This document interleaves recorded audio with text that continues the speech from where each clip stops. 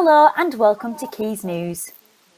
Coming up on today's show, how TikTok has changed the music industry for musicians and fans alike. Has lockdown had an effect on our furry little friends? And how have super tennis fans stayed connected over lockdown? All that and more on your Quays News.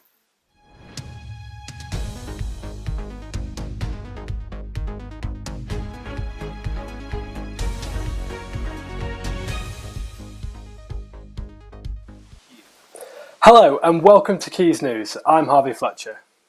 And I'm Emmy Norton. First up on today's show. As COVID-19 vaccinations have been rolling out across the country, it appears that misinformation is becoming an epidemic in its own right. Kelly Tremer reports.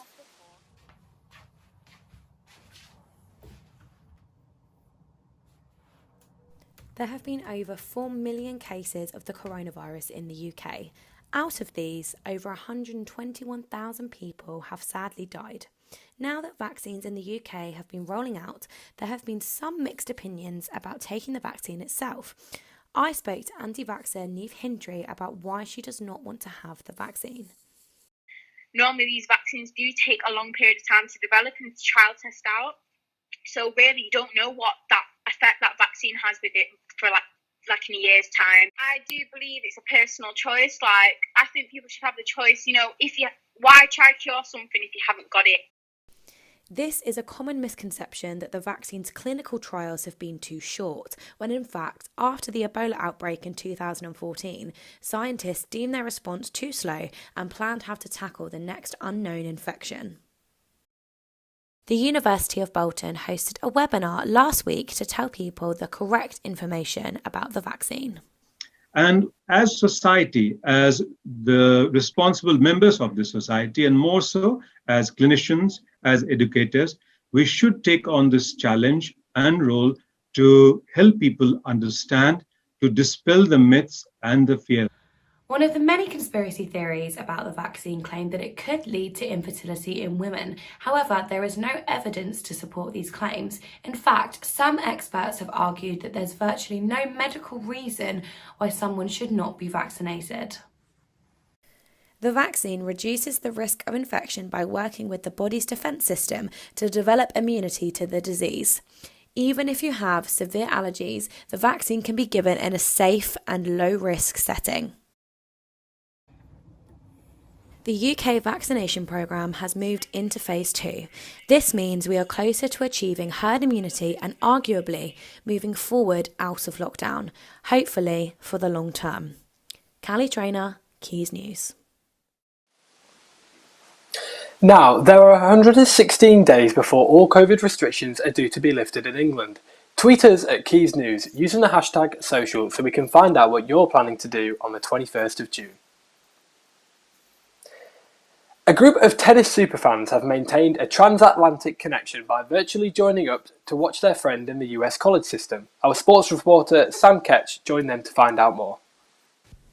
This is Johannes Monday. He's an exceptionally talented tennis player from the University of Tennessee, but he's originally from Hull. Because of current coronavirus restrictions, his group of friends can't go over to Tennessee to watch him play, but their internet service is providing them the same opportunity. I was quite blown away, by the sort of standard of the tennis, but also by how into it we were all getting. Alex Brigham is the organiser of the group of friends. He sets up the Zoom calls and he told me all about why he does it. It's been a nice excuse in a way to have that social interaction with people that I haven't been able to see because of lockdowns and because of the pandemic. Alex, why did you start watching the tennis matches like this? So that we could watch Jomo in action and sort of sharing the excitement, because it's incredibly exciting to be able to watch him. It's a bit surreal watching him play through a screen. It's all a little bit strange, but yeah, so I think it was a sort of natural progression. And Johannes's friends have been treated this season. Jomo, as they affectionately call him, has now won 5 straight SEC Freshman of the Week awards in a row. And to bring the friends closer together, I got in touch with Johannes to get Alex a special video. I just want to thank you all from the bottom of my heart for all your support and and all your kind words you give to me. I really appreciate it. To hear that from him is great. I think it's sort of testament to who he is. He's sort of flourishing into this, professional sportsman, which is quite a strange thing in a sense, but also not surprising. He's got the whole package. The future world number one might be more than 4,000 miles away from his friends, but they are cheering him on like he's just next door. Sam Ketch, Quays News. Much like tennis players, musicians are trying to find a digital audience too. Could TikTok be the answer? Harriet Haywood finds out more. During the pandemic, musicians like Deco have shared their work on TikTok, with some even finding viral fame. But why is this app becoming so important? Music, TikTok is the most important platform there is at the moment. The algorithm is so strong, it's so powerful, the conversion rate is a lot higher than any other social media channel. Could this change the music industry for good? Yeah, absolutely. I think a lot of bands get caught up in stuff like, oh, we want to be on Spotify editorial playlist. But if you had 100,000 people view your TikTok versus 100,000 people play your song on Spotify, you'd get more actual fans, followers from TikTok than you would Spotify. It's a free publicity and fame machine for any artists lucky enough to go viral. There's a serious untapped potential about TikTok. The way the algorithm works, it kind of rewards good content. The two songs that I got combined ended up getting like about 100,000 streams on Spotify, maybe in about 4 weeks. But it isn't always that easy. I've tried to make some of my videos go viral and they've not gone viral. And then some videos that I've just posted like for a laugh have gone viral. How come you keep using the app then? I think that the chances are so much higher on TikTok because literally anyone can go viral. Since the start of the pandemic, TikTok has become one of the most popular social media platforms, with over 1 billion videos being viewed every single day. It has one of the highest engagement levels of all the popular social media platforms and has seen songs go from the app and into the charts. So how difficult can it be to get a viral hit on TikTok? So I may as well try it out myself. And after a disappointing 8 likes, it's clearly not that easy. My attempt failed dramatically, but is there anything you suggest new artists do who are trying to get a viral video?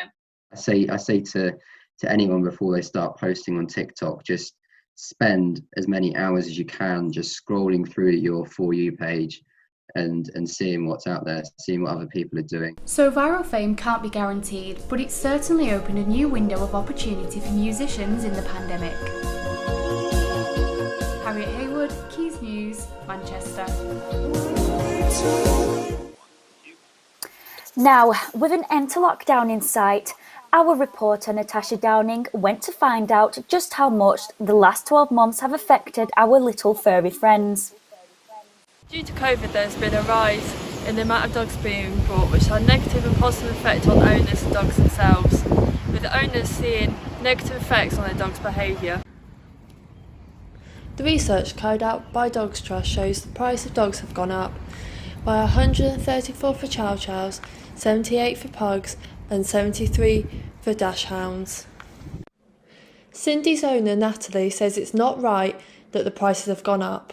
I don't think that breeders should be charging as much as they do for a dog and using them as a money-making thing. Heather has found her puppy River to be a great support for her mental health during lockdown. The old dog was like a massive emotional support for me. Yeah. Like the past few years with mental health struggles and stuff, the dog was just really emotionally supportive. Like, don't really know how to explain it. They just sort of know. However, she ended up being scammed. And it was a gorgeous, exactly what we wanted. Well, not a cocker spaniel, but it was a cockapoo, which we sort of changed our minds to because we couldn't get a cocker spaniel. And it was gorgeous. And we thought, oh my god, this is gonna go so quickly. We need to get in with this. So we called up, and like I say, it's difficult because if you wait for a video, by then everyone else had put a deposit down. It looked pretty legit to us. We put the deposit down, I think it was about £350, pretty big deposit. And shortly after we placed that deposit, we weren't getting any videos, we weren't getting any texts, we weren't getting anything. And straight away we knew. Out of 6,000 dog owners, 82% have seen an increase in barking and whining, with 54% seeing an increase in hiding and moving away when approached. Ludo's owner, Leah, has seen a massive change in his behaviour since lockdown started. He was amazing with other dogs. He was dead playful. He was, it was really, really good with all his commands. His toilet training was amazing.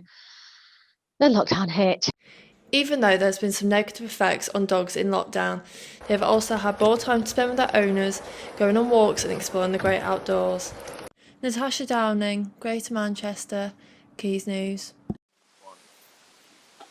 Well, I certainly enjoy walking my dog more when the weather is nice. Have you forgot we live in the UK? The weather is never nice. Actually, it's been quite cheery today, I think, but we'll let Jess give us the full scope. Hi everyone and welcome to the weather report. And today, as we can see, it's unusually bright for this time of year in Salford. We can see heights of 14 this week, but today an average of 9 degrees. So get outside.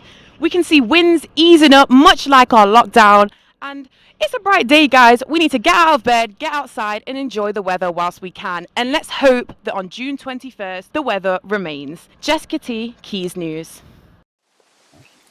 So earlier on in the show, we asked what your plans would be on the 21st of June. Here's a few of our favourite responses.